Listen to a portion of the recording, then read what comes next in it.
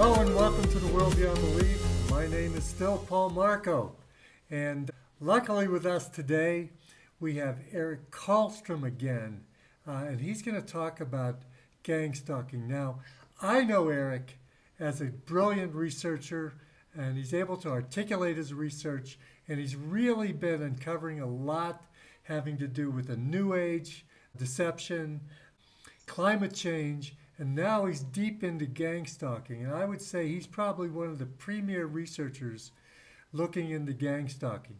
He's not only a researcher in this area, but he's also a target in this area. So that's the Eric Karlstrom that I know. Let me also let Dr. Karlstrom introduce himself. He has quite an illustrious career before he got into full-time research.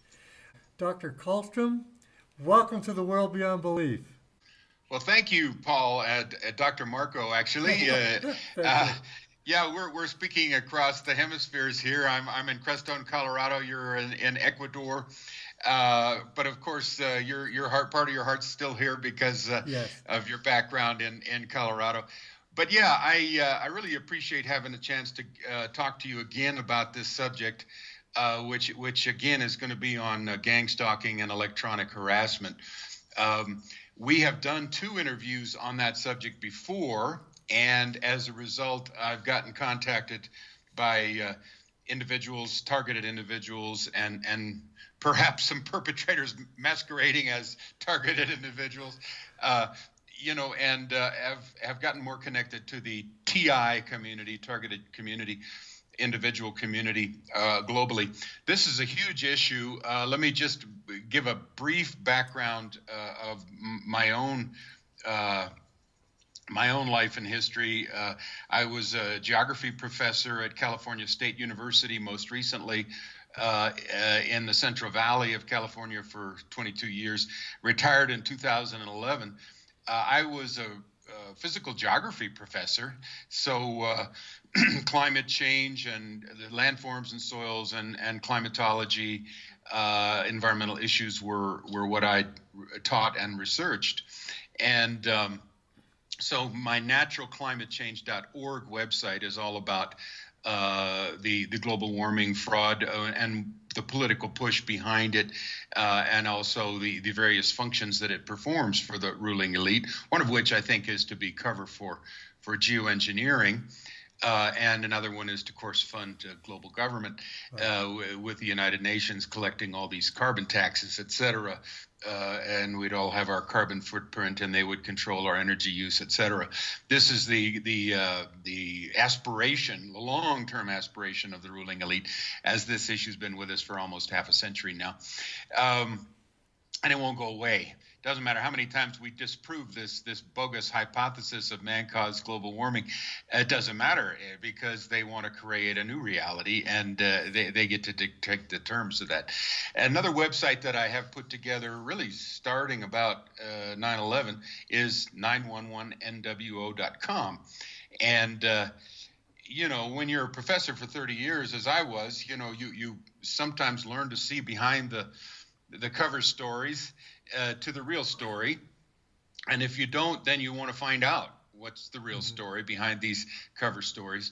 And of course, 911 also is a fraudulent false flag, synthetic terror event created by our government in cooperation, certainly with other intelligence agencies around the world, in order to, I have found, justify all these wars in the Middle East and to set up a police state, surveillance state at home and around the world, as it turns out.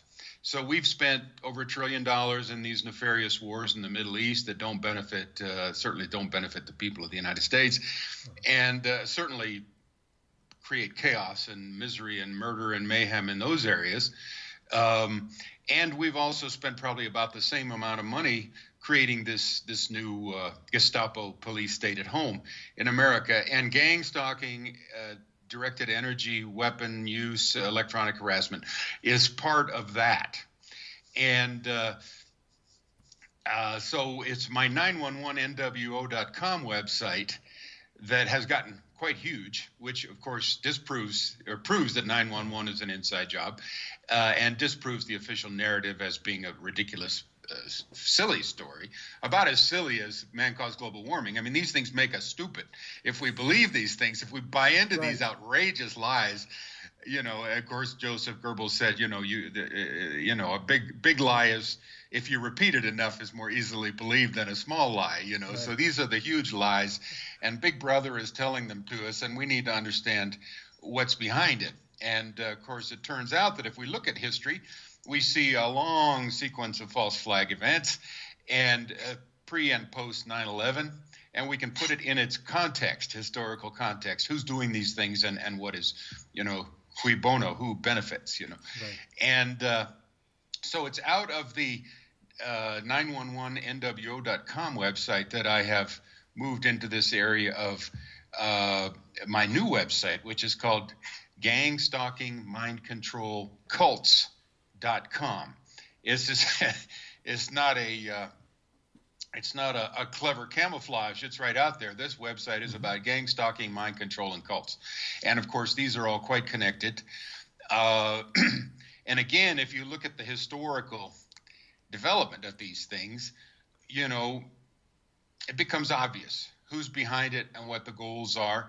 A little less obvious, the very, very high-tech black technologies that are being directed against the American people and citizens of the world now. That it would be an interesting subject as well, just to go into the history of patents and whatnot, of the electronic or psychotronic weapons, sometimes called soft kill, slow kill, silent kill, non-lethal weapons, that the military has been engaged in perfecting now for the last half century. And again, this goes right back to the CIA's MK Ultra mind control programs, 149 sub-projects, top secret, more secret than the Manhattan Project. But of course, it's hard to keep those kinds of secrets when so many institutions are involved. And there were 7 boxes of files. CIA Director Richard Helms thought he had destroyed all the files for MK Ultra back in the early 70s, but John Marks, who wrote The Search for the Manchurian Candidate, and others, somebody found 7 boxes of documents, heavily redacted, of course, concerning the 149 MK Ultra subprojects in some financial office where they weren't supposed to be. And then he got a team of State Department people to look through those things and then put 2 and 2 together and found out, okay, this is referring to this kind of research and such a, these people did it at this institution. So all of this has come out. Yeah. Again, it's supposed to be top secret. The FBI's COINTELPRO, counterintelligence program of the 60s and 70s, in which they killed 28 Black Panthers, and other targeted groups in the United States, political activist groups, some of which the CIA created, like the Weathermen and the Symbionese Liberation Army and things like that. The FBI then goes after these groups with these very, very sophisticated harassment techniques. And of course, this is called counterintelligence. Well, turns out this is exactly what the East German Stasi police did to their own citizens back, post World War II in the Cold War, especially in the 70s and 80s. And this is shown in the movie The Lives of Others. And of course, when the Berlin Wall came down and the East German government crumbled and Germany reunited, then the East German government, or what was left of it, opened up the files, and turns out the Stasi police, which is their secret police, had kept files on everybody, detailed, just like our NSA does, right. On every American, and those files were opened up. And so right at the end of this movie, The Lives of Others, you see the special features, and they actually show you the huge building with all these paper files at that time. And people were able to then go and find out what the government, had written about them in these ultra secret files. Well, this is in the design of the Department of Homeland Security, which of course is post 9/11 operation, now with 225,000 employees and a $40 billion annual budget. They got Stasi officers, Sure. as well as Nazi officers, Gestapo officers, to help them design the Department of Homeland Security.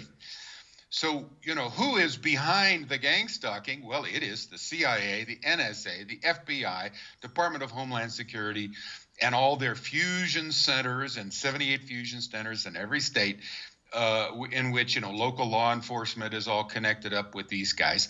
And these huge budgets, $60 billion a year for the FBI, $42 billion of which goes to outsourcing to corporate entities, So you have now the corporatocracy, the private sector, doing this as well. So you got NSA, CIA, FBI, DHS, and then all the Department of Defense intelligence agencies. They're all involved in this. Right. And the technologies coming from these sectors, and again, that would be a whole nother show. Let's talk about where these high, these directed energy weapons, when they were developed, who actually has the patent on them, and then what's the history. These are black ops. These are black projects, and now it's being turned loose on the American people to silently harass and to neutralize, discredit, actually murder, take out, eliminate targeted individuals. And so this is very dark. I mean, this is, if you look at it, well, let me just give a couple books, several books for people. I really want to share this information with people who may be targeted individuals, and reach out to the people who are not targeted, so that they might see what has happened to our Bill of Rights in this country. Basically these programs eliminate the Fourth, Fifth, and Sixth Amendments, as well as your freedom of speech. They surveil you, etc. So our whole nation, I think, is at stake with these programs, because these are, as we said in our last interview, weapon systems that can be scaled up and scaled back. Could create a huge holocaust around the world with these very programs. It's a silent war. It's an invisible war, because directed energy weapons, of course, are not visible. And so when they talk about soft kill, slow kill, silent kill, non-lethal weapons, what we're talking about is microwave, milliwave, scalar waves, silent sound, sonar, that are coming from satellites. They're coming from Gwen Towers. They're coming from HAARP, the High Active Frequency Auroral Research Project in Alaska, and the other 20-some ionospheric heaters around the world, HAARP being the largest. And they come from portable devices. They have portable microwave devices, radio frequency devices that can beam directly into the targeted individual's home, go through the walls, radar that goes through the walls, etc. Let me give you these books, because I think education is the very, very best antidote. It's the very best protection weapon for targeted individuals. The more you know about it, the less you're likely to be, eliminated, killed, isolated, taken out through a whole series of it's psychological warfare, it's directed energy warfare. So the books that I think are very solid and that I would recommend, I wish it was in every library in the world. Dr. John Hall is an anesthesiologist out of San Antonio, Texas, and a targeted individual. He's written two books, Satellite Terrorism, A New Breed of Something or Other. That's his first. The second one is the one I'm recommending, and that is Guinea Pigs, Technologies of Control. And in this book, he identifies 6 phases of targeting that all people who are targeted will go through. And this is a protocol now being established around the world. First of all, selection. And you can be put on these terrorist watch lists, or whatever they want to call them, notification lists at first in Britain, by anybody. In other words, if there's somebody in your community who doesn't like you and they have some contacts with the NSA or local police, they can report to you on the experiments on people of all different races and colors and ages. And so you get on the list. You are now in the program until death. Very rarely does somebody get out of the program. So they will continue to harass you until death. Okay, selection is the first. Surveillance is the second, and this can take 2 or 3 years or more. Ideally, the target does not know this is happening, and I think this is true. I think most targets don't even know they're being targeted, period.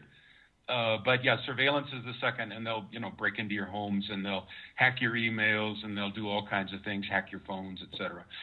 The third one and fourth one go together, and that's the gang stalking, sometimes called organized stalking. Vigilante neighborhood watch groups and vigilante volunteer police, and again by all these spy groups. So we have spies all over the place being paid in this country to do this. And I'm toying now with trying to figure out what the numbers are, but it must be in the millions in America. People who are actually hearing or being told a person and potentially a criminal and maybe a pedophile, maybe a prostitute, they'll lie to them and say, okay, this person is we don't quite have enough on him yet, but we have an investigation underway, and the local cop will come up to this potential perpetrator and show him a file with your picture on it and tell him a bunch of lies, and they say, we need your help, and by the way, we'll pay you, $100, for instance, just to call in a location. And so they get their little cell phone app, and there's all this list of photos, in your area, and then the Fusion Center will have, coordinated the local police and the vigilante neighborhood watch people, et cetera, and whatever NSA, CIA spies are actually on hand, and then again the corporate sector, the private sector. And they'll say, okay, we want you to do this and such, and then this can involve all kinds of street theater and gaslighting and harassment. And again, the idea is to make the individual very, very afraid and paranoid, because now all of a sudden these total strangers are making your life miserable in a very systematic and coordinated way. Again, using protocols that go back to the East German Stasi, and that goes back to the Soviet Cheka, the secret police of the Soviet Union. This is how the power elite controls the street level. In other words, if there are dissidents and whistleblowers and people that aren't getting along with the program, you can take them out this way using other people at street level. And they will, as Karen Stewart, ex-whistleblower, NSA whistleblower, and current TI, says, they're drilling down into a criminal class, and they're offering them money too. So stalking is the third phase, and along with that go defamation. These people will then spread out into your community, and they'll get everybody, they'll tell them all kinds of lies about you so that, nobody wants to, have any contact with you at all. So then you become isolated. Right. And, of course, that's the point, is to isolate the target. And to, you lose your job, you lose your friends, you lose your home. Ultimately, they want to get you out on the street where they can either kill you or maybe you're so depressed you commit suicide. And again, this program goes right back to the East German Stasi, secret police, and the Soviet Cheka. And it utilizes, and then the next fifth phase, attack, directed energy weapons. And this uses, now when the MK Ultra, 149 subprojects of MK Ultra, and I'm using that as a blanket because there were many, many mind control projects of the CIA and the DIA and the Department of Defense. There was Bluebird, Artichoke, MK Search, MK Off, and MK blah, blah, blah. There's probably hundreds. And again, these would have involved some of our top scientists with black budget programs. And now we're talking about the use of directed energy weapons against the individual, including voice-to-skull technologies where they actually can insert voices in the person's head and say, I'm God. I want you to go kill your mother. Right. or kill your father, or go to this schoolyard and start shooting. Well, guess how this can be applied? Right. The shooters in America, which is, of course, causing. Oh, it's the terrorists. Oh, it's the Muslim terrorists. We got to go fight some more wars in the Middle East. Well, these voices, this is coming from 1974 technology out of the CIA Zone MK Ultra program. Voice to skull technology, or V2K. It was used in the Manchurian channelers of Eileen Cady of the Findhorn cult in Britain, where she's supposedly downloading this information from God and writing these books, several books, which of course are New Age books, as well as The Course in Miracles by Helen Schuckman at Columbia University, a PhD psychologist who was channeling a being. It said it was Jesus. So, so now the CIA, they get to play God, and they get to play the devil. They get to play any role they want. They say, well, this is the devil speaking. Kill yourself. And they can do this. That technology is such they can do this, where what you hear, and it's actually silent sound. It's going right through your auditory apparatus right into your skull, and you think it's a voice. Can be your own voice, in which case you think it's your own thoughts, right. Or it can be another voice, in which case you think somebody's talking to you. And so we're still on the six stages of the targeting, and we're in the directed energy weapons, and of course this goes on and on. But then the last phase is monitoring. So they want to monitor and see how you're doing. So, we're talking about a technocracy here, a scientific dictatorship, a big brother now, but with malevolence. I mean, you couldn't ask for a more satanic program than gang stalking. And yet, all these scientists and local vigilantes who think that they're, somehow helping society by targeting, their fellow people. I mean, in 2003, an article came out, I think it was the New York Times, in which the DHS, Department of Homeland Security, said we'd like to get to a place where 1 out of 3 Americans are going to be used as citizen spies. Right. That's 100 million. That's right. And of course, East Germany's Stasi had 1 out of 6 people. 1 out of 6 people right. were citizen spies. Well, this is how you destroy a society. Sure. Who wants to live in a world like that, where everybody's a rat and a stooge and a monster? These people, obviously don't care about their fellow citizens' First, Fourth, Fifth, and Sixth Amendment rights, because they're getting off on whatever, getting a little money or getting prestige by helping the local cops. So in effect, it makes us all evil. It destroys us all. And that gets into the second book that I'd like to recommend, which is by A.K. Forwood, a British guy who I believe was on the receiving end and perhaps also somewhat on the perpetrating end of the system. It's called Gang Stalking and Mind Control, Citizen Spy Networks and the Destruction of Society. That is a very good book. Very short, and he talks about the connection again with mind control, and he says Satanism and mind control go hand in hand. Sure. And so what we're really dealing with is a very, very satanic system from top to bottom, and he traces it right up to the Illuminati satanic bloodline families, who of course are always in the background. Right. But they are ultimately the puppet masters of this system. And they're the ones who want to reach down and destroy the individuals at ground level who maybe aren't already going to hell. Right. In other words, I think at some level there is a spiritual thing going on in this planet, and the powers that be kind of know who's kind of headed for where. Right. And if you're already going to hell, they probably won't bother you. They'll probably use you as a perp, Yeah, they will. But if you're not, they want to make you so miserable that or you might kill yourself, and then you will go to hell. And this is exactly what a TI from Portugal wrote to me the other day when he shared with me his experiences. And I put that on my gangstalkingmindcontrolcults.com website under TI statements. And it's very interesting. I mean, I would hope to get more and more of these and build up an archive, because right now this is a top secret program. Most Americans and people of the world would deny that it's occurring. Education is really what we need. So that's the second book, Gang Stalking and Mind Control. The third book is actually a book of fiction by a famous black author named Gloria Naylor, who enjoyed some commercial success, but then got gang stalked because she ran afoul of one of her neighbors whose brother was very high in the NSA.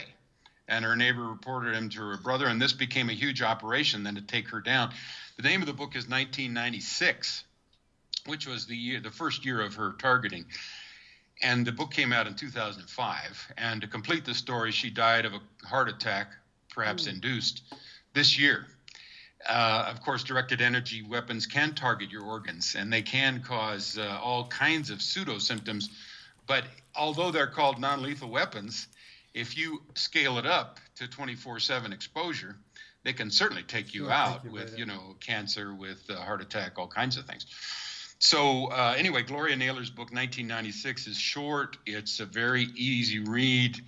This black woman really, figured it out, I think, and did a wonderful job. And she exposes the technology involved in the NSA's role, and the local citizens' role, etc.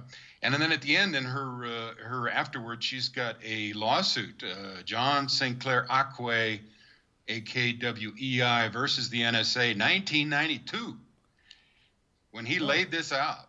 Okay, this is what the NSA is doing. This is the technologies they're using, remote neural monitoring and brain-to-brain link-ups, brain-to-computer hookups.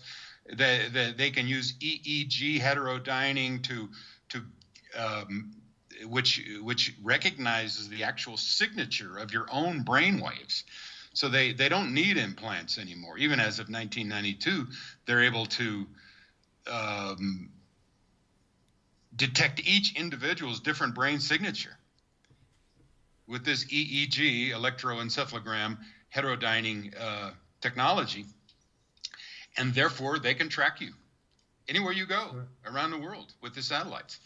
So John St. Clair Acquay's lawsuit with the NSA was thrown out of court, of course, by a corrupt judge, and never got heard. But nevertheless, he wrote this down, and it is in the back of her book. And people can go online. People can go onto my website. I've got it printed out there.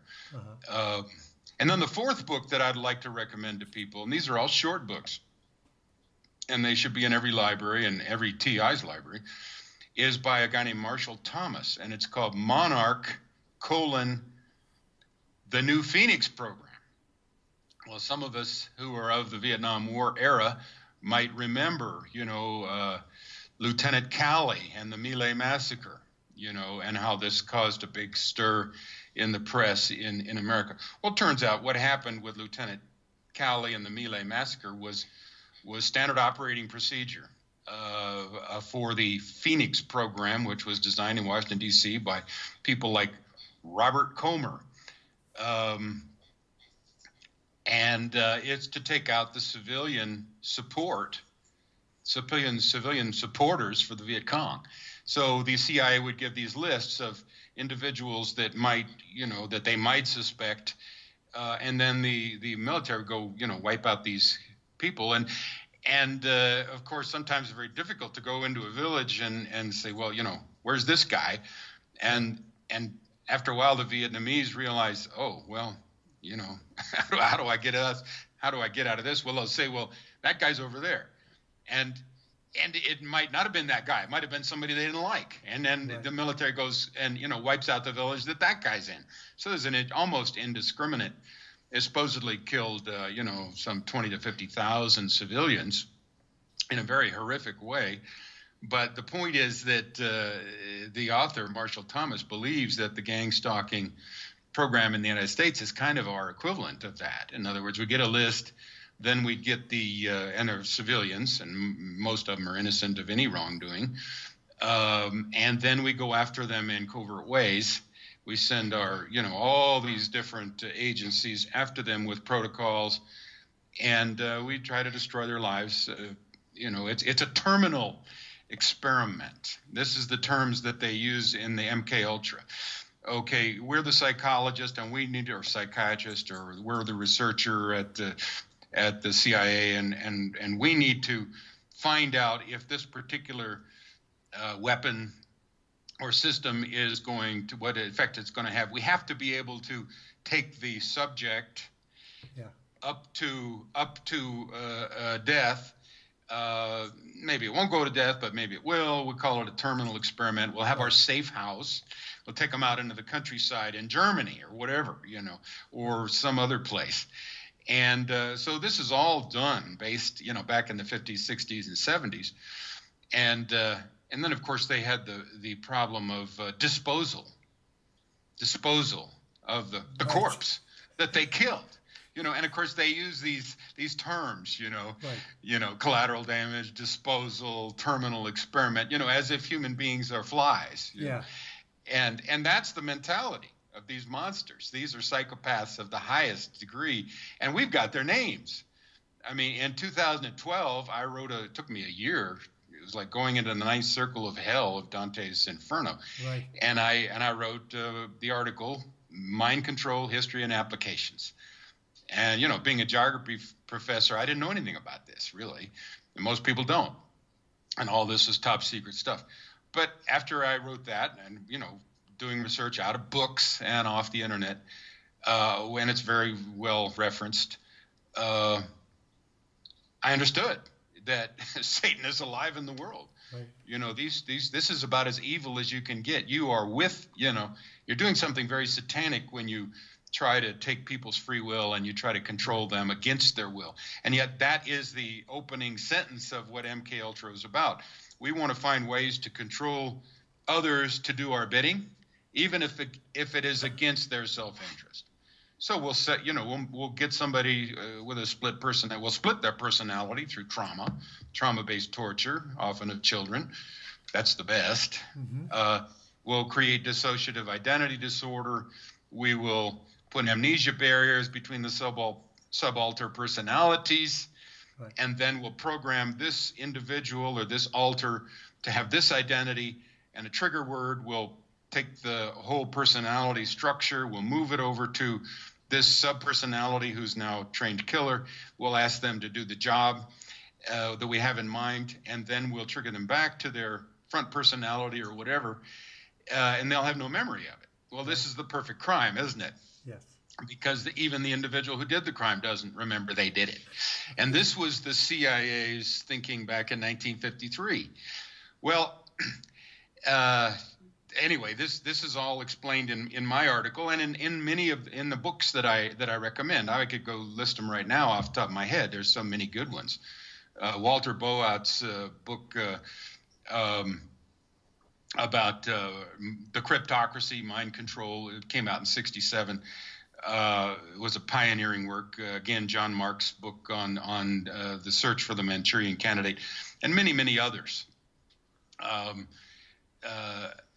We'll talk about these sorts of things. Albarelli's book, A Terrible Mistake, the killing of Olson, Frank Olson, I believe, who was a CIA or a military researcher who just got a weak stomach when he was confronted with the whole terminal experiment at the safe house in Germany and said, hey, I don't want to play anymore. Then his fellow monsters, Sidney Gottlieb, notably, who was head of the technical services staff at the CIA that ran the whole MK Ultra program, and a couple of the psychiatrists gave him LSD because that was one of the things they were researching. And then the story is, he flipped out and jumped out the window of, 8th, 10-story building and died on the sidewalk.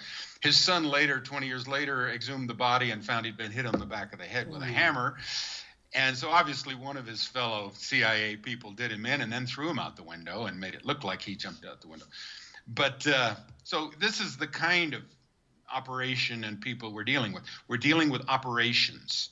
Gloria Naylor's book makes it very clear that, this thing, which was initiated by, a neighbor that she had a problem with, or a perceived problem, reporting it to her brother in the NSA. Now she's on the list. Now it's an operation. So how are we going to drive her crazy? How are we going to kill her? How are we going to get her to move? How are we going to... And now you bring in all these different sectors. You know, there's one was for super hacker teenagers, you know, almost trying to harass her to death. And this becomes then a game.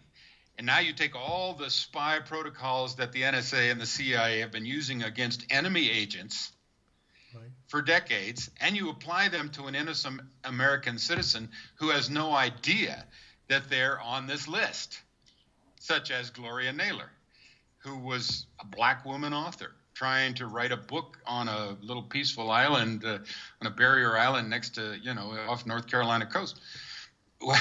But she's figured it out. See, I mean, the human mind is we're not all stupid, and we're going to win. We're going to beat these guys. Let me stop there. I know you have an interest in this too, Paul. So let me stop there and take a breath, and let me see where you would like to go with this. Okay, I've got a bunch of stuff written down. First of all, about a year and a half ago, maybe 18 months ago, we interviewed a woman named Charlie Seven, who was gang stalked, and we have a real detailed account of what happened to her. She invented these magnificent ways to incorporate fitness into TV shows. Dancing with the Stars was one of her creations. And what they did was they stole her creations. They wouldn't allow her to get any money for it. Actually, she sued them and won, but they still wouldn't pay her. And they've gang stalked her ever since. I'll send you those interviews. And anybody who's interested could see them on Pinecone Utopia. Their interviews with Seven, and we'll send that. Second thing I wrote down is, if you're in the United States and you have a public library near you, take this list of books to your public library and say you would like to have them order this. Now, when we lived in the United States, which was 5 years ago, they would do this. They would order. They're looking for books to buy. And these books are critically important books, and I think that's a really good strategy. What we can do right now is get them in all the libraries. Another thing I wrote down was, this Pizzagate thing that's happening now. And all this stuff is coming about the satanic connections with the elite and pedophilia. Pedophilia almost looks like a limited hangout now when you dig down deeper and find out what they're doing to everyday citizens. And I guess the biggest thing that occurs to me is, if you look at guys like Henry Kissinger or George Soros and these old shriveled up prunes of people, Satanists, that are perpetrating this stuff, well, just look at them. They're really pitiful guys trying to keep themselves alive by very nefarious means, I'm sure. Who's working these programs are us. The people who are working for the NSA, FBI, the people who are out in the streets watching for Eric Karlstrom to come by so they can call in his location. They're the people that are doing this. We're doing it to ourselves. We've got to stop doing this. That's the same as global warming.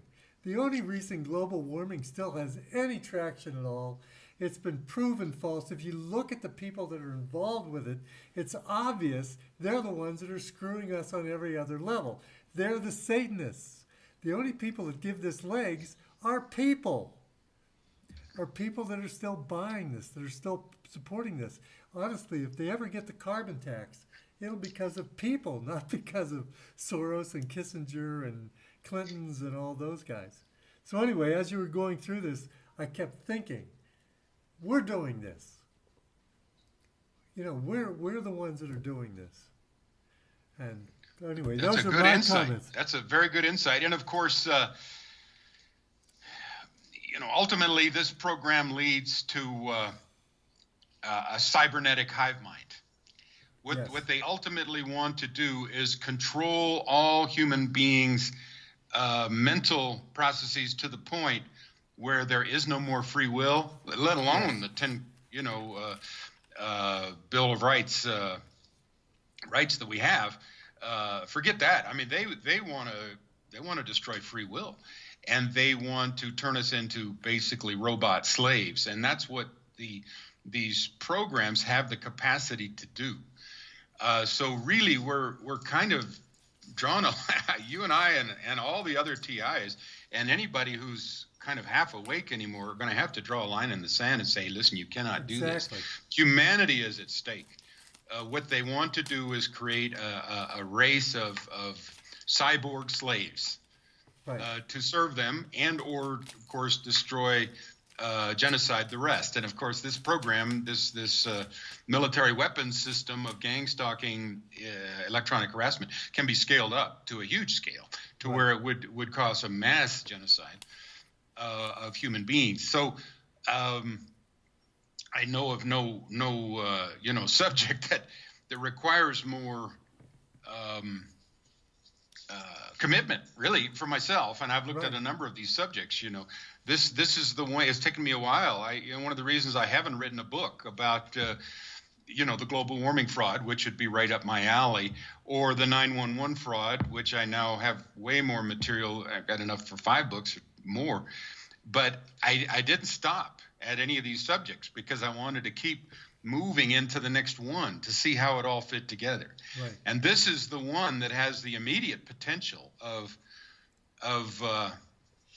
and of course the North American Union, regionalism, and all these United Nations, nefarious United Nations plans, they all fit together, as you say. It's all orchestrated by the same psychopaths, Satanists, pedophiles, etc. But this one is going on now in a highly top secret black project, again we call gang stalking and electronic harassment, and people are being suicided, killed by artificially induced heart attacks. So right now it's a crime against humanity, but it has the potential of being scaled up to be a massive genocide event. And I don't doubt that the psychopaths at the top would want to do that, So, and I think your point is excellent that we're doing it to ourselves. And many of us have a free will, and we see what's going on. So you get whistleblowers, NSA whistleblower Karen Stewart doing interviews with Jeff Rentz, and I've got it on my website and transcribed it. Right. And you've got ex-FBI agent Mike German, who was in the counterterrorism branch between 1988 and 2004, who's now working with the ACLU trying to neutralize these programs and expose them. And you got Dr. Robert Duncan, who is ex-CIA, author of Project Soul Catcher, who is exposing these things. You've got, people at the DHS, Department of Homeland Security, quitting en masse because they can't stand what they're doing.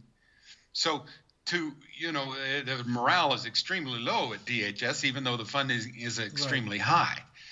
But then they've got their little tentacle fingers into all our, county commissioners' boardrooms, and they're giving grant money so that our local police then can do these harassments. So, to me, the program has become more and more transparent since you and I did our first interview, maybe on this, or about half a year ago. Right. And, that interview is on the internet and people can watch it on YouTube. But now I've got this website about it, and I know a lot more about it than I did then. Right. Go ahead. I think you've picked the right topic. I mean, if you go back, certainly the New Age deception is often running, but the climate change thing, I think it's losing power. I mean, they've been, as you said, they've been trying to do this for 50 years plus, and they still can't get it off the ground, even though they're faking climate change catastrophes. Up in the United States, you're going to have the worst winter, supposedly, coming up that you've ever seen. But it's not global warming. It's just a HAARP, intervention. So I think you've picked the right one. Go ahead. Yeah, well, thanks. I agree. I mean, yeah, with the climate change thing, I mean, people don't understand the long-term dynamics of climate change. We got Right. 4.5 billion year history on this planet, Right. you know, and for 80% of that time, the temperature was significantly warmer, by 8 to 10 degrees centigrade on average, and there was no ice. Right. And so, and of course, the thing they don't tell people is warming is good. People live longer. Growing seasons are longer. Animals and plants thrive, get bigger. The CO, But yeah, so the natural climate change is there, but now we have geoengineering. Right. So the man-caused global warming is in many ways a cover story Right. for what the military's been doing since World War II, which is weather modification, weather warfare, engineering the planet right. to become weaponized. They're weaponizing everything. That's These right. people have one-track mind, which That's is right. take over the world, kill people. And of course, they've weaponized psychology with all this mind control. They've weaponized anthropology and sociology as well.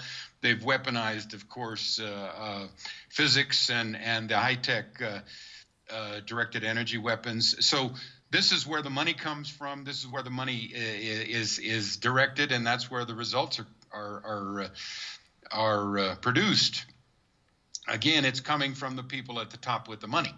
And again, we're going to Wall Street, we're going to the City of London, we're going to the international financial community, the corporatocracy, et cetera, that really runs the world and wants everything, Doesn't need 7 billion people because that doesn't fit their agenda. Right.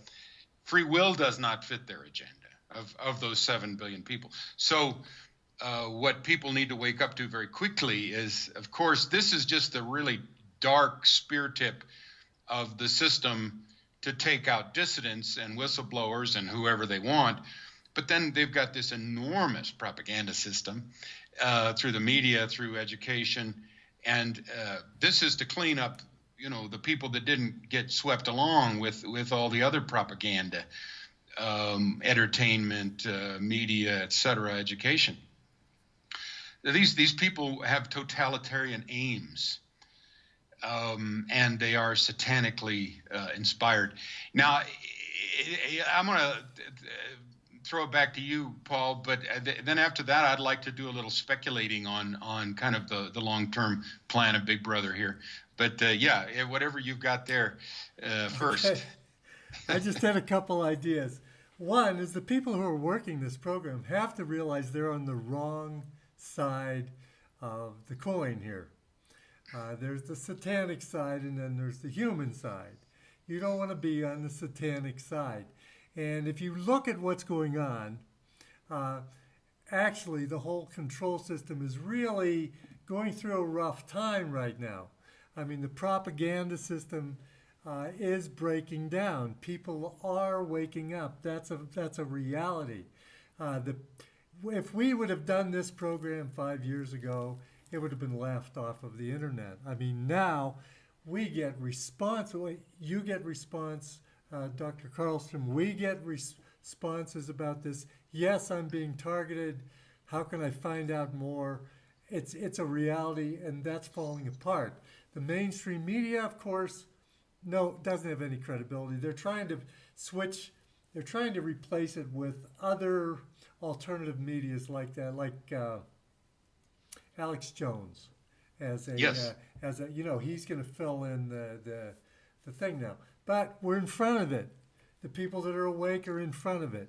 The EU system, I think Italy is going to be the final nail in that coffin, and we're going to see that thing come right apart. Now, with the Muslim problem, that's going to be another thing. But people can solve problems. People can solve problems if they're not under the control of this nasty satanic system. And remember that this whole thing is satanically inspired. I mean, if there's a story about relating to spirit cooking or pedophilia, you got to believe it because these people run on this is part of their system. This is part of their power. So you can't deny that that's really happening. So I just want to emphasize the people that are involved in this program, and I'm talking to people who work for the NSA, the FBI, Department of Homeland Security. You're on the losing side. Wake up. You're humanity. You are humanity. So anyway, that was my little soapbox. Now, thank you very much, Eric. Paul, let me Go make ahead. two kind of observations here. The first one of the books that I've enjoyed kind of mining a little bit is Fletcher Prouty's book, The Secret Team, the CIA and its allies in control of the United States and the world. Came out in 1973. And he was the U.S. Army colonel that was the liaison for 8 years between the CIA black operations and the Army and the military. And he would have to kind of go back and forth. So he was a total insider. And, you know, he, in the movie JFK by Oliver Stone, he plays kind of the role of Deep Throat in there, you know, telling the reporters what's really happening. So Fletcher Prouty is... this is a book worth reading, and he's talking about the CIA and their allies, again, NSA, FBI, etc. He says, this is the fundamental game of the secret team. They have this power because they control secrecy and secret intelligence, and because they have the ability to take advantage of the most modern communication system in the world, of global transportation systems, of quantities of weapons of all kinds. In other words, they're backed up by the entire U.S. military. And when needed, the full support of the worldwide U.S. military supporting base structure. They can use the finest intelligence system in the world. And most importantly, they have been able to operate under the canopy of an assumed ever-present enemy called communism. So anti-communism then became the justification then for their counterinsurgency efforts in 60 countries as of 1973 when Fletcher Prouty wrote the book. So they are destabilizing these countries which are not communist, but they'll find different factions or they'll create different factions in that country, and then they'll accentuate the differences. They'll pump in arms on both sides. They'll set up a terrorist civil event or set up a civil war, assassination, coups, etc. And so then he says it will be interesting to see what enemy develops in the years ahead. It appears that UFOs and aliens are being primed to fulfill that role for the future. To top all of this, there is the fact, blah, blah, blah.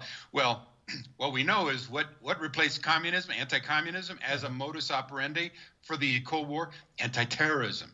So just as we created and funded the communists, and that can be documented. Yes. You know, the international bankers and the world's elite created communism as a foil to capitalism. So you now have a conflict, and then exactly, and the Hegelian dialectic. Yep. And then here I'll read this sentence from you. He's talking now about Maxwell Taylor, who is was one of the new generals during the Vietnam War. He said Maxwell Taylor had become a leader of the new military force of response, of reaction, and of undercover activity, special operations forces, all summed up in the newly coined word counterinsurgency. Okay, counterinsurgency. Right. What's the difference between that and counterterrorism? There's no difference. No. So we've gone, and this is what they've always done. So it wasn't a great leap of imagination for those CIA guys when the wall came down in Berlin and the Soviets then, you know, split up their empire, and now it's Russia and all their other stands, etc. It wasn't a great leap. It wasn't a great leap then to find this new enemy. You always have to create it, of course, of terrorism. And the nice thing about it is that now anybody anywhere can be targeted and labeled as a terrorist. So, in fact, individuals like myself who are gang stalked are generally put on terrorist watch lists. So this confusion with the average idiot, citizen. Right. I get people coming up to me at coffee shops, you know, telling me how bad terrorism is. Well, I don't know that person. So obviously somebody told them that I was a terrorist, you know, and stop there, you know, and spy on this guy or whatever. Right. And I've had so many of these encounters now that I'm a TI, that and of course I have every stake in understanding what's going on. So communism morphs into terrorism. Now, it's been documented that during the Cold War, which was this kind of trumped up conflict between, capitalism and communism, wherever it might be, the U.S. government spent $9 trillion on the military-industrial complex, which more properly should be called the intelligence military-industrial congressional complex. And that was more than all other sectors of our economy put together. $9 trillion. Jeez. So you wonder where these people get the power. Right. They've got all the money. And of course, Ike's speech in 1961 warning us about the military-industrial complex and the threats to our liberties was right on. Go look at that. If you're watching this, go online and watch the farewell address of President Eisenhower, 1961. Right. Well, he missed part of it. He forgot the intelligence at the beginning of the military-industrial complex, because it is the CIA and its allies that are controlling the whole system. Now, let me go into a subject that I think is maybe a little more speculative, but maybe a little more important. When I did my one-year research on mind control applications in history and applications, which was like going into the ninth circle of hell, right there with Satan. One of the things I found out was that there was a speech called the Green Bomb speech given by a psychiatrist by the name of Dr. Corydon Hammond in 1992. And he was at a psychology conference back in Virginia. And he reported the satanic ritual abuse programming was going on throughout the world in all cities and countries. That was 1992. Okay, so this is not a new problem. He also said, based on his work with these victims, they share a common internal mental structure. And they remember the same programmers, trainers, and handlers. They will remember, for instance, Dr. Green. Yeah. Or Joseph Mengele, or Dr. White. There's a whole series of these guys, but Mengele and Green are probably the most important ones.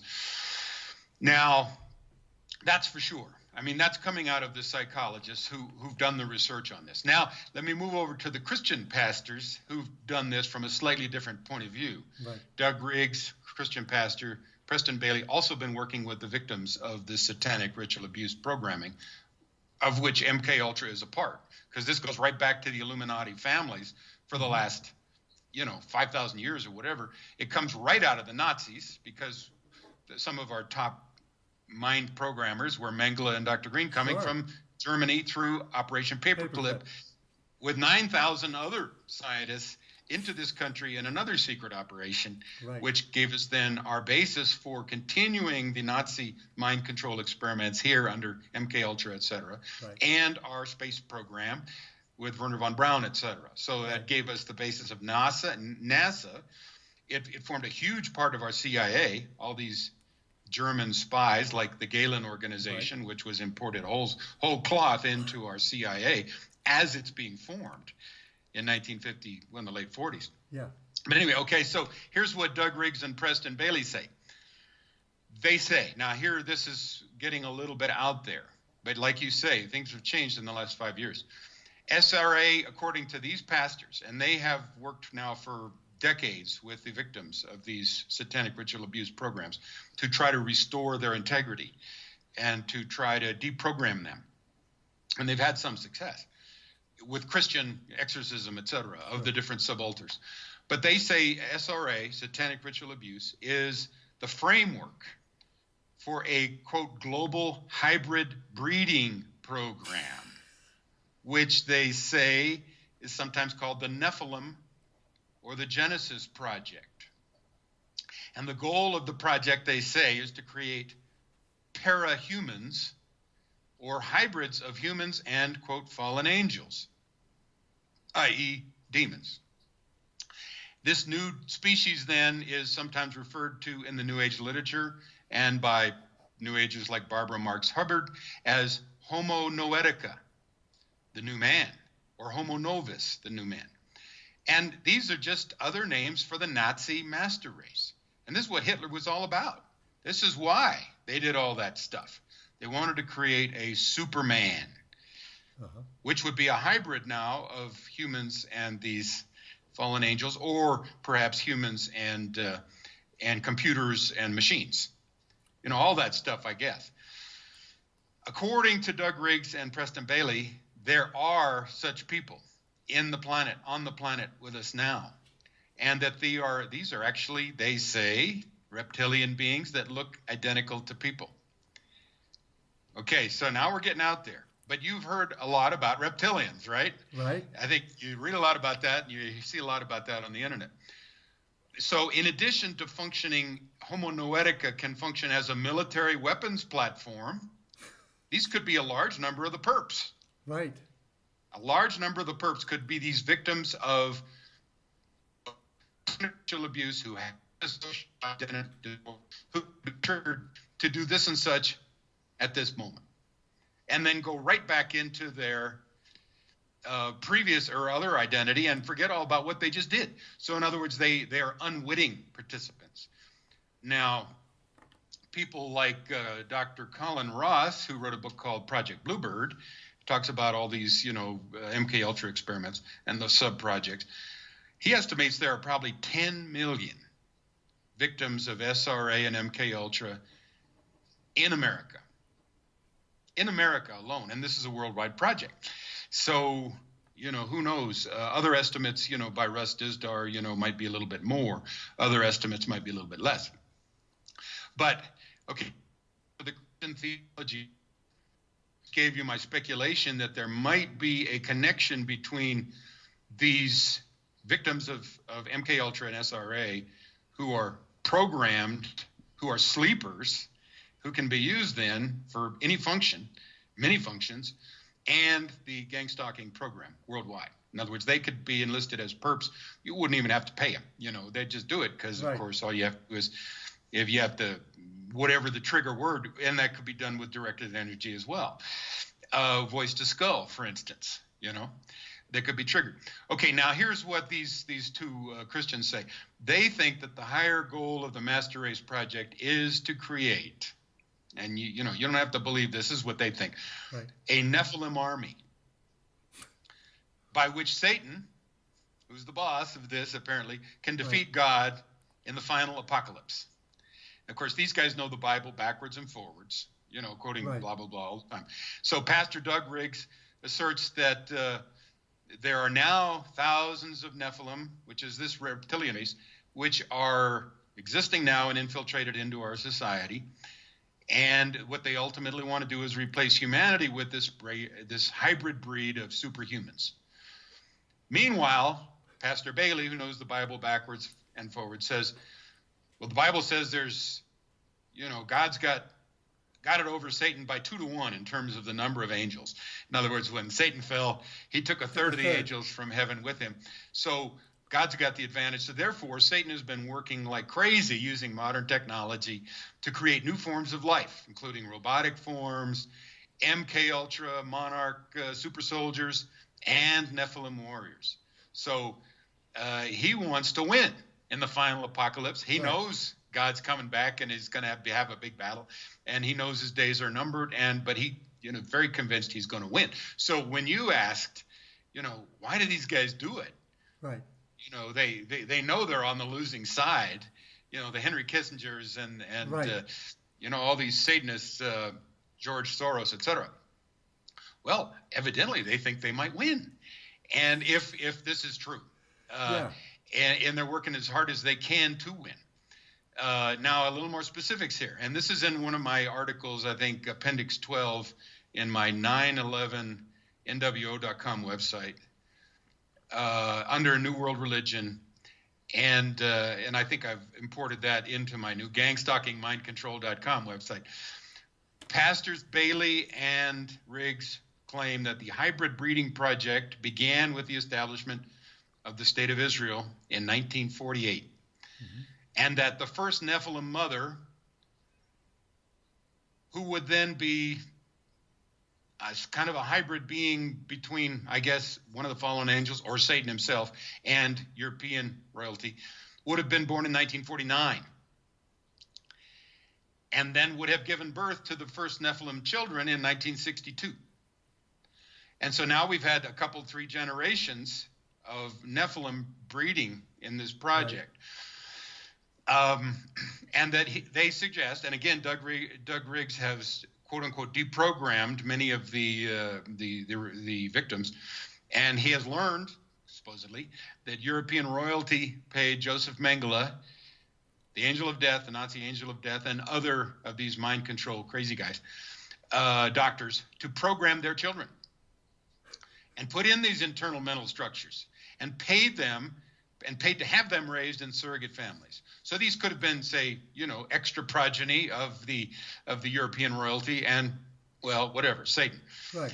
And so he makes the point that Mengele was a world-class sorcerer, as well as being a PhD in anthropology and a monster, and hence the programming was deeply satanic, and it was actually done by high powers and principalities. So the internal mental structures of these victims then would actually be very similar around the world, like Corride Hammond said, and they would be satanic structures. Yeah. And this would then turn them into satanic robots. Riggs says he thinks there's been a coup and that Nephilim, that is these hybrid beings, have replaced the human representatives of the 13 Illuminati families on the Council of 13. So in a sense, Nephilim are now running the show.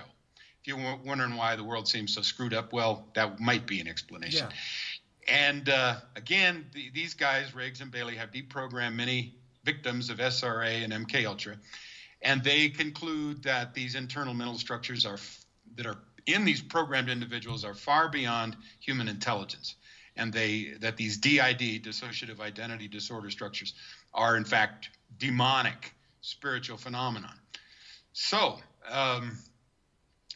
the last point I'll make here is Riggs and others believe that our nation and world are being prepared for a fraudulent disclosure event in which there is a scenario in which the earth is attacked by bad aliens. Yes. And then we're going to be saved by the good aliens. And then the good aliens will say, hey, we created you in the first place. Yeah. So worship us. Yeah. Of course, all of which displaces God, who is the creator of the universe. And but in fact, the so-called aliens, the bad and the good, would be the genetic hybrids, the Nephilim. And according to Riggs, the UFO craft they've been using for a long time for abductions, etc., are man-made. They're made in America. Sure they are. Black technology with the military, etc. Black military technologies. In fact, the Nazis had a flying saucer back during World War II. So what can we do now? If they could make a flying saucer during World War II. Well, we did a podcast about 3 months ago where I showed that the first levitation craft was demonstrated to a major government, actually the U.S. government, and you won't guess the year. The year is 1860.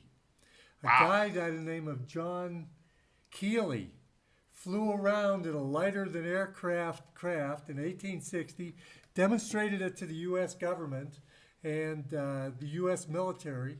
They said they had no use for it and got rid of it, but I'll tell you, the dark forces took it. And so they've had levitation craft since at least 1860, and I would go back even into the time of ancient Egypt with the levitation and the worship of the beetle. What's the scarab beetle? The scarab beetle, underneath of its wings, have components that allow it to levitate. You know that bees levitate. They don't fly. They can't. They're not aerodynamic. So this levitation stuff is part of humanity. And when they come down with a levitation craft, supposedly from Jupiter or some other place, it's human technology. We've had it for centuries. So it's all going to be a deception. It's all going to be a false flag. Dr. Colston, I'm so pleased with where you've taken your research here and the depth and the breadth which you've taken this gang stalking thing to see how this whole thing, what this thing is about.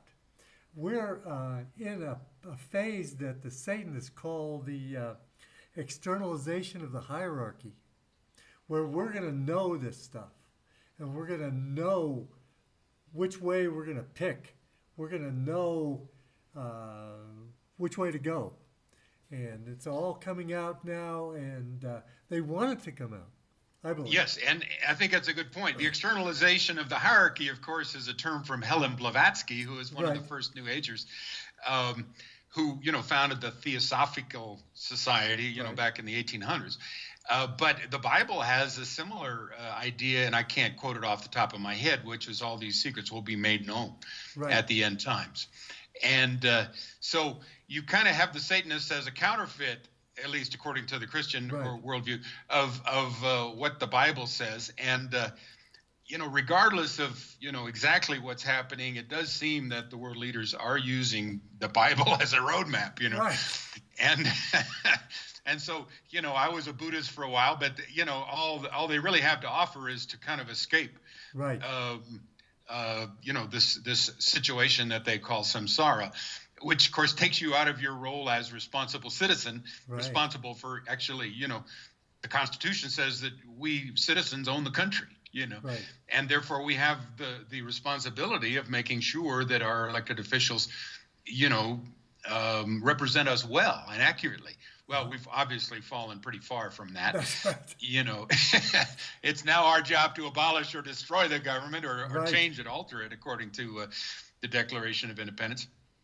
But, this whole spiritual side, I believe, is present. And so we need to be able to function both on the political and the spiritual, because the leaders of the world are operating on those two planes. Absolutely. And of the two, I think the spiritual is the more dominant and powerful.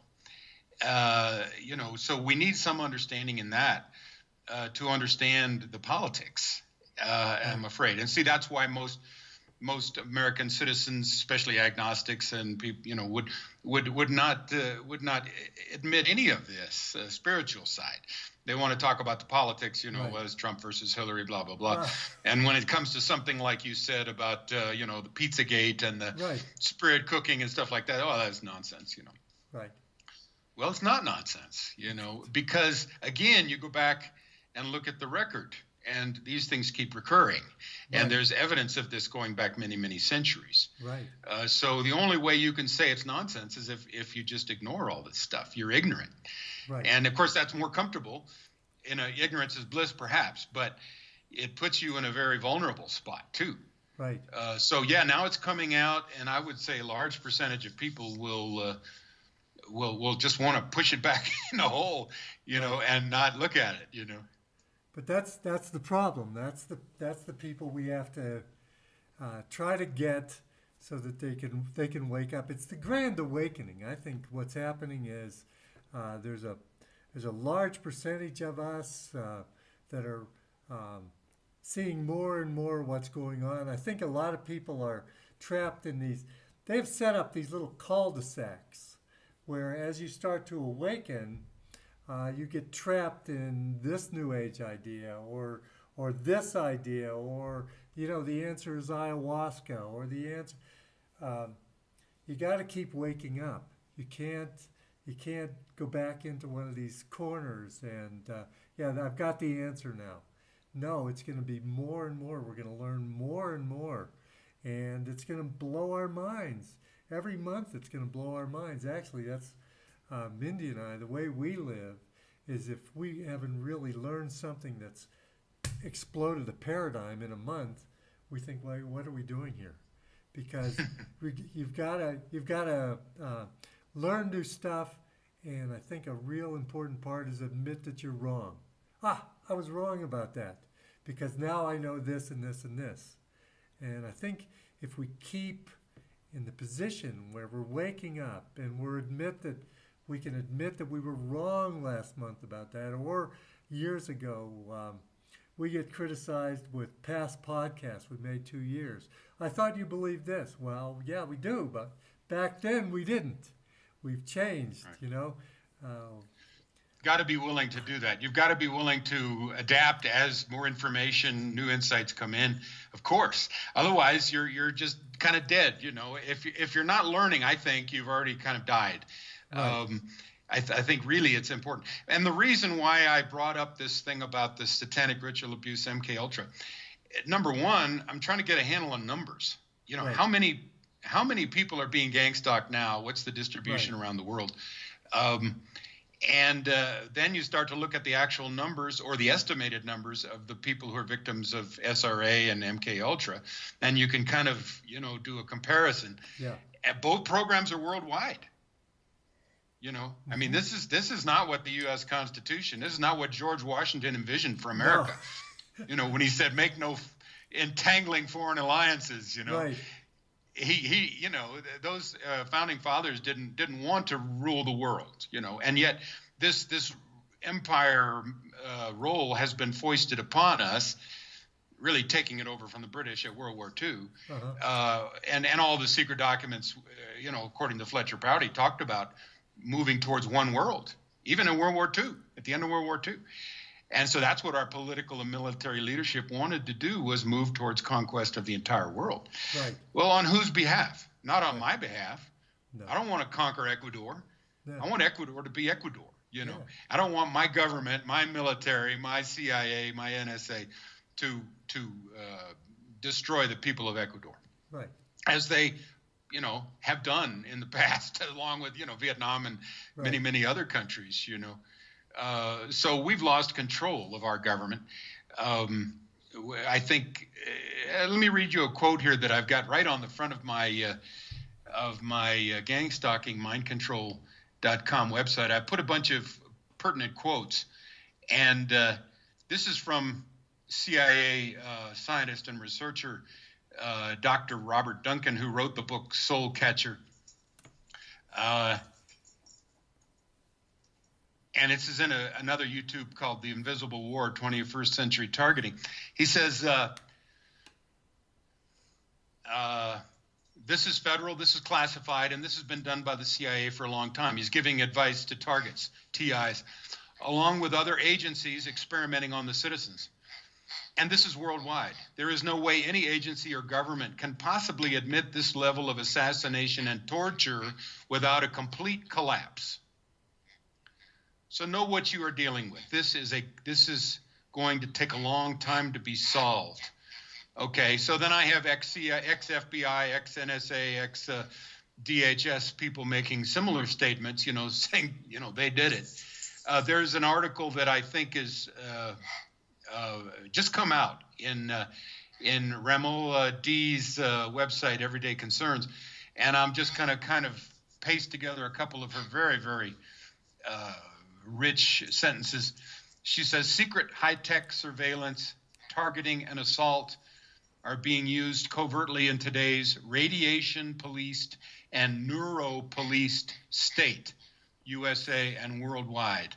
Blacklisted individuals, that's the targets, that's us, are being used like lab rats for criminal, non-consensual, military, Navy, U.S. Air Force directed energy weapons operation testing and training, as well as non-consensual, covert CIA, DIA, DARPA, NSA, DOJ, DHS, neuro-experimentation in behavior modification, and deliberately disappeared from public view. The end result is treasonous secret military subjugation.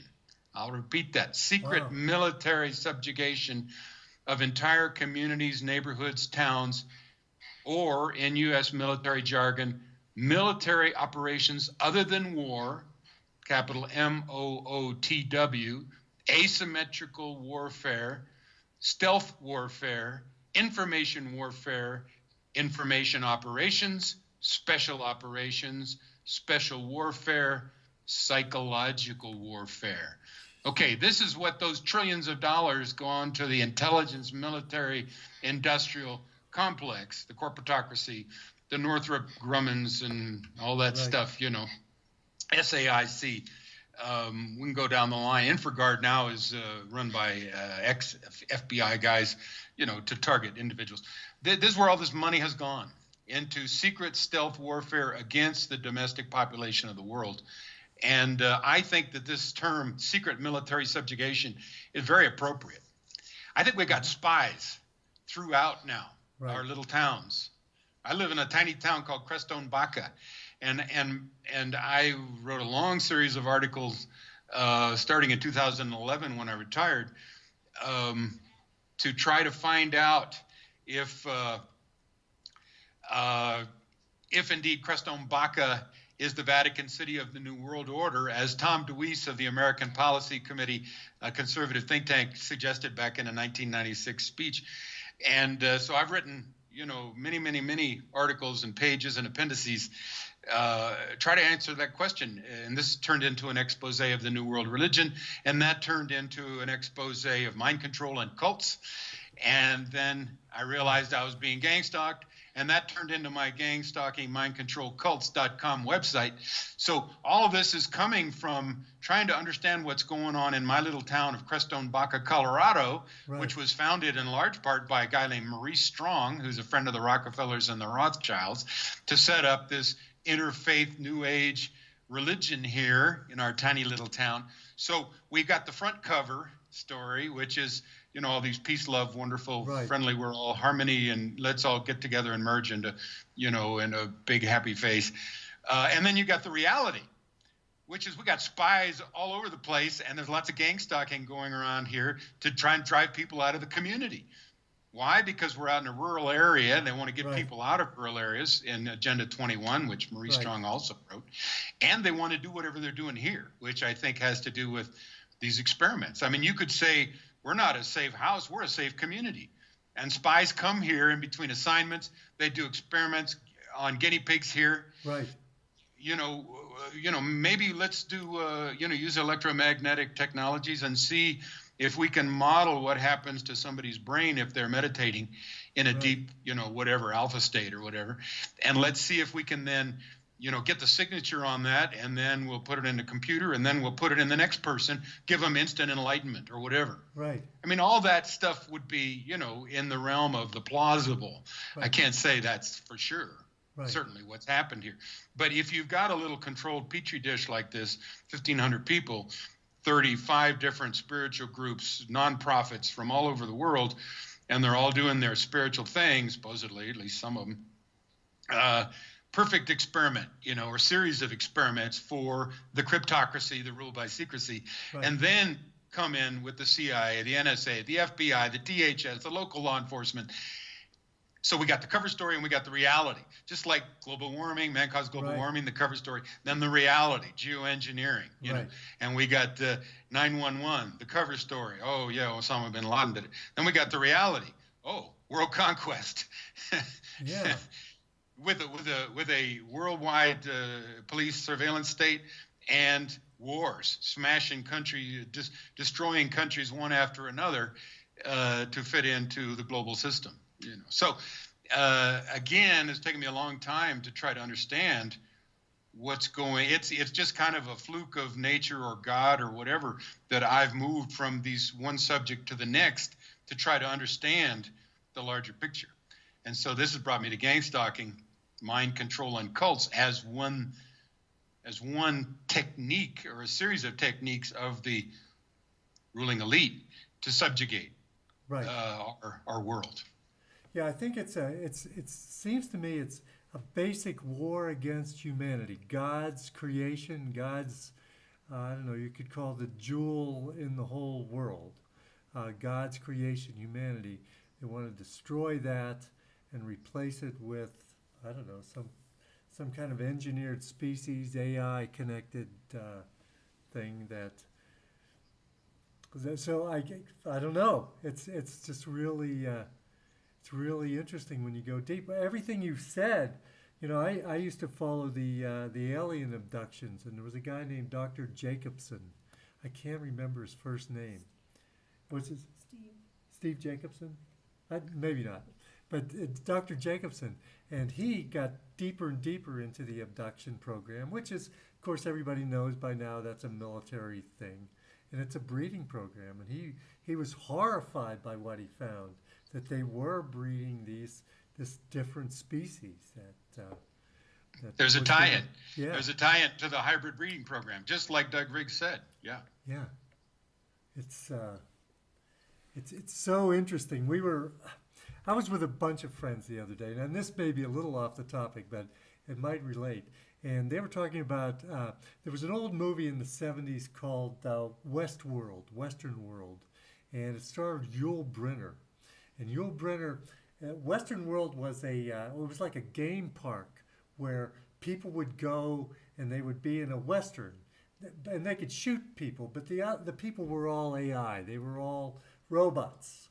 Okay, so they'd go and they'd interact. Well, I guess they're bringing that back as a TV series. We don't watch TV, so I don't know. But it's really interesting if you put what's happening to us in the context of working with these non-humans. Let's say the angels are AI because they are inferior to humans, and they are, according to John Lash, they're the archons. They're inorganic, and they're AI. And then you have this AI species that they're producing to interact with us. Thousands of them. We're kind of a human species in between, kind of fighting for survival with, people on both sides, gang stalking us, satanic ritual abuse, and using that force against us. I don't know. That just came to me as well as I was listening to that and listening to you. Yeah, there's a lot of forces. It's not just human beings working against human beings, but they've also set up these hybrid or AI or whatever they are, transhumans. And it's a war against the divine creation of humanity. I agree. There is a group called World Cash, Citizens Against Covert Harassment. And now they've headed by a Swede named Magnus Olsson, and then they've set up chapters in each of the different nations, including U.S. Cash, or Catch. I don't know how they wanted to pronounce that. But if you go online and you listen to some of their stuff, they're very, very sophisticated on this. So we are, we being the targeted individual community, we are starting to get organized, and they've had international conferences maybe every other year for the last several years around the world. And but I think I think they're legitimate. But then there's other groups that might be highly infiltrated or even run by the opposition, right. Just like the 911 movement. Right after 911, totally infiltrated by all kinds of government agents. And the Truth movement then was neutralized by these people who know how to neutralize groups. Right. And so these people tend to come in and they take over, and then they set up fights between factions, and they, just like they do with other countries. Right. And it's the same old, so this is why I've always pretty much operated independently. I have gone to 911 conferences, but I've never joined in. I've always been an independent researcher. And but there are, as I understand, targeted individuals are getting together and, by Facebook and phone and whatever, and sharing their stories and starting to understand what's going on. So we're kind of the canaries in the coal mine. And, I hope that some of us can turn into eagles and, fly above it, see the big picture, and then attack, because we're up against this demonic system. And I think our best weapon is truth. Absolutely. Rather than, say, mortars or, shells or, weapons of our own. The truth is enough, Right. All we need is the truth to become disseminated. And I do believe in God. I do believe that, we're not the whole story. We're not the whole resistance here. we tap into that connection, and not only do we have much greater protection, but we also have divine assistance, inspiration, etc. Right. So this is why I think a lot of TIs are forced, especially through the tremendous suffering that they're enduring with these 24/7 electronic attacks. And I hear about these from other TIs. Some of them, very, very forced to, find their spiritual center and stay close to that, and I think this is true. I think there is an eternity at stake, for each of us. And we are kind of held accountable for our actions. That said, I think forgiveness is in the system if we're willing to repent and, recalibrate, try again.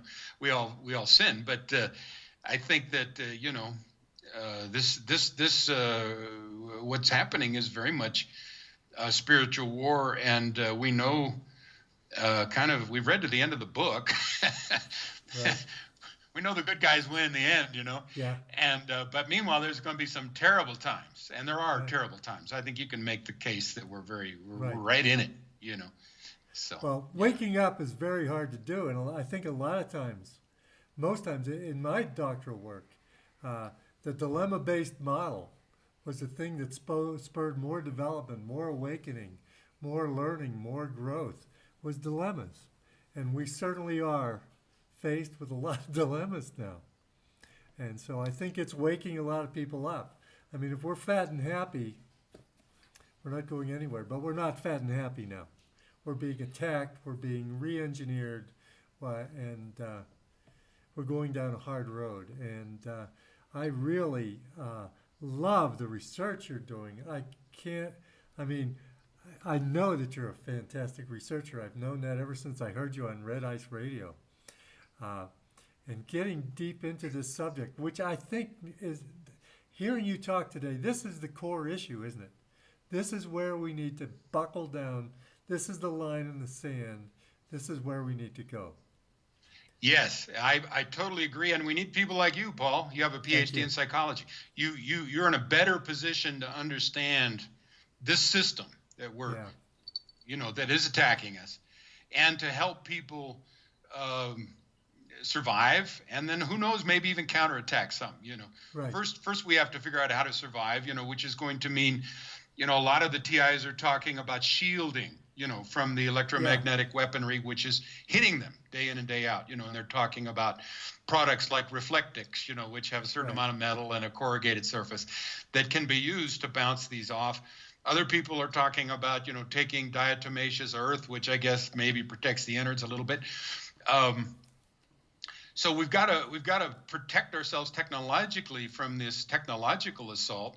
We've got to protect ourselves spiritually, and then somehow or another, despite the fact that it seems that the opposing forces have an unlimited budget, somehow we have to organize ourselves and equip ourselves with enough knowledge so that we can make some counterattacks, like John St. Clair Acquay had this lawsuit against NSA. It was thrown out of court. But in the process, he put together the story. And it's documented. It's on the internet. That was 1992. We need, obviously, updates of that, We've got Dr. Robert Duncan. So he's ex-CIA guy who worked with these technologies. He was on the other side. So Mike German was a counterterrorism FBI specialist. He was on the other side. Karen Stewart was NSA specialist. She was on the other side. These people are waking up, and they can help us, Absolutely. So we need the tools of these experts. And there are good-hearted people in all of these organizations that are swept up, I think, and, oh, gosh, if I stay in another 5 years, I'll get my retirement, and maybe I better not be a whistleblower because then maybe I won't get my retirement. All these factors, but I think knowledge and the line in the sand idea is very important. I think, respecting the autonomy of other human beings to have free will, respecting the sovereignty of other nations to conduct their own affairs. These are, this is bottom line Right. kinds of acknowledgments, and yet the CIA never did respect the sovereignty of other Absolutely. nations, and they don't respect the sovereignty of individuals. Exactly. It's in all their documents and in their programs. Jose Delgado, the guy who invented this democeiver, electronic mind control, and was able to stop a bull in the ring, by zapping it. The guy from Spain, he says, people might think that they, have a right to free will, but they really don't. They don't really see the big picture. Right. I mean, these guys, Right. you couldn't ask for a bigger monster, That's right. Well, we're not gonna beat them by money, because what did you say, 9 trillion? That's only what the taxpayers give them. They have human trafficking profits. They have drug trafficking profits. So I think fighting them on this level with money, we're not going to do it. We're looking into something down here called bioacoustics, where it looks at human beings as being energy waves and affecting the energy waves with sounds. I remember 6 months ago, you and I were talking about producing music that would be in harmony with the earth. They changed something in the 1940s so that the music we listen to every day is a little bit different. So I was explaining that to a friend of mine who was very much into medicine, and so she looked into this thing called bioacoustics, and you can Google it probably. And there's a woman who she can hear from your voice what's deficient in you and make sounds that fill it up. So you don't need drugs, you need anything like that. And it's looking at human beings as something more than a meat bag. We are something more. We're a spiritual creature. We're an energy being. And on that level, I don't think we're beatable. I'm so glad you mentioned that. I mean, a lot of the history of the field of psychology, going back to Wilhelm Wundt, I think, back in Germany, and Pavlov back in Russia, look at human beings as kind of an input-output machine, as a piece of dead meat, as you say, as something that whose individuality and divine free will mean nothing. In other words, just something to be controlled.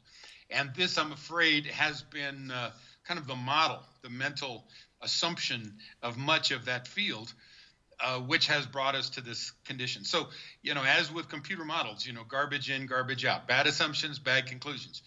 To reinvigorate the whole study of, human behavior and psychology and, everything with the old idea that we are made in the image of God, that we are divine, participating in God's creation, that he's in charge, the creator, but he created something extremely priceless and special in each one of us, each of whom is different.